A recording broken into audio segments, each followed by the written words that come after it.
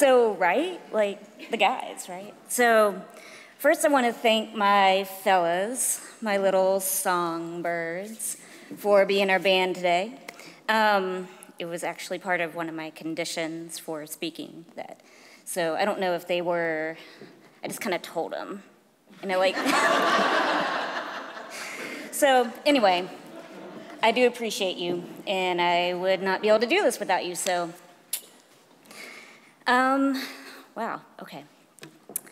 So I was asked to reflect on transitions today, but instead I found myself pondering the concept of stasis, which seemed like a conflicting connection.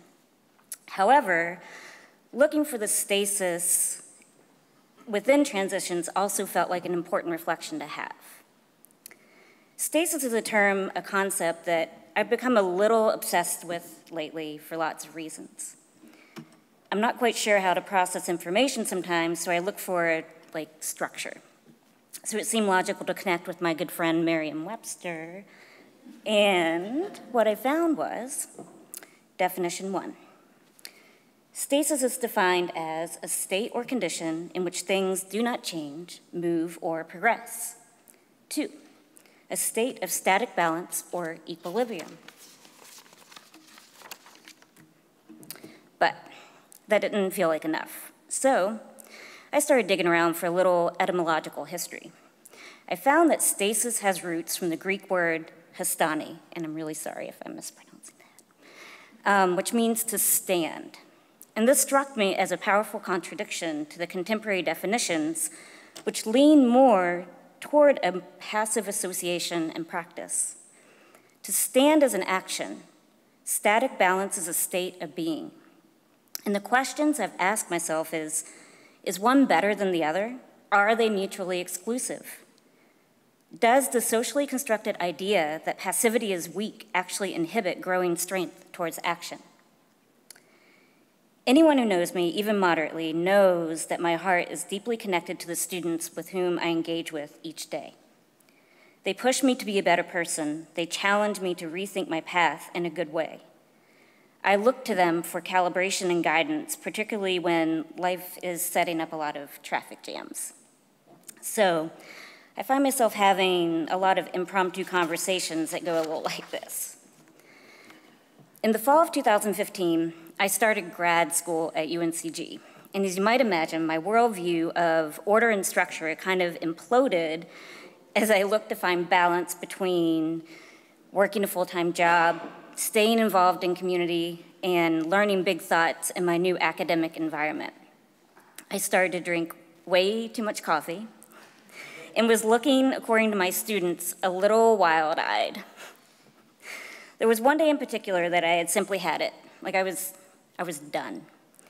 And as one of my wise-minded students and I entered into a discussion about balance, Kelsey, I asked, so what is your strategy for balance? I mean, I know all of the things you're involved in, and you just seem to take it all in stride. Kelsey responded simply, Jen, you just gotta take one thing at a time and set boundaries. One assignment at a time, you gotta take care of you. And then I may not have gone back to my desk and cried a little bit, but bygones.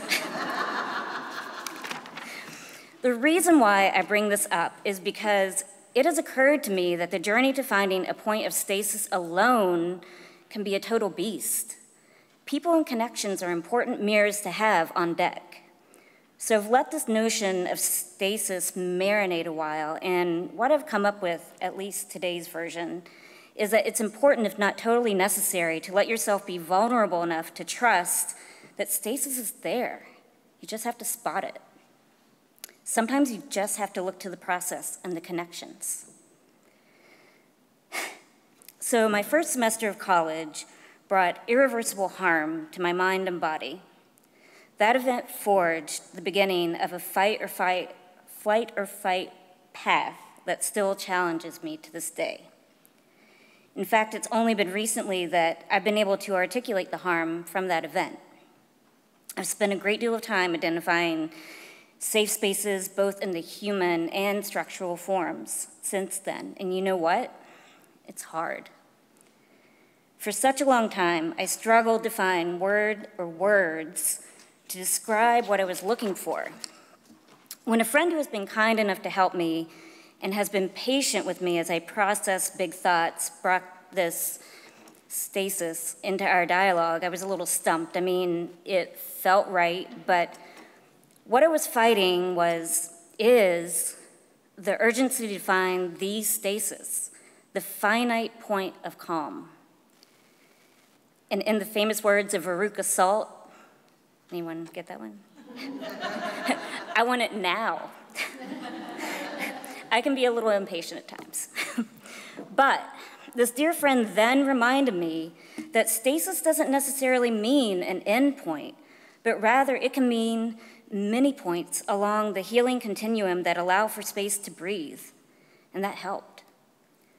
Much like the reminder from my wise-minded student, the common narrative seemed to be to just take one thing at a time, one step at a time. So within this context, is stasis more about finding static balance and taking a stand? Maybe it's not an either or. Maybe it's more like a when-then. When a person can find one of those many points of space where they can breathe, it allows the mind and body to find some grounding and grow strength to move through transitional points. Then, that strength has the nourishment to support the next steps towards standing. Now, standing against what, I've asked myself. Standing when navigating through transitional times may simply translate to a less literal meaning of getting some footing, some stability, in order to take that next step. Finding supportive anchors who get it can be clutch. For me, it hasn't been as much about thinking of standing per se, but more about standing steady and finding those points of focus that can give me the gas I need to move forward. Finding balance within transitional moments has never felt like a passive act to me. It's felt like a lot of work. Stasis is about finding your people, your things, your places, your sounds, your sunsets, your music, to help you move through the pain, through the busy, through the transitions. There's a lot of beauty and empowerment in finding those focus points. There's a lot of vulnerability in claiming the need to find them. My coursework at UNC-G centers around peace and conflict studies, and it's been interesting to see how interconnected the process of peaceful transformation at the more structural level is to the micro-individual experience. A common thread, it seems, is in recognizing the vulnerability and the fluid nature of change, healing, and transition. And that can feel frustrating, though, for those of us who like structure and maybe a little impatient. In my readings, I came across some contexts that seemed to fit. The following excerpts are from When Blood and Bones Cry Out by John Paul and Angela Jill Letterock. Their initial claim: if we observe carefully, we can see the power of the linear orientation's metaphoric structure in defining how we believe things worked and what matters is location in our common linguistic formations that suggest change happens in sequential progression.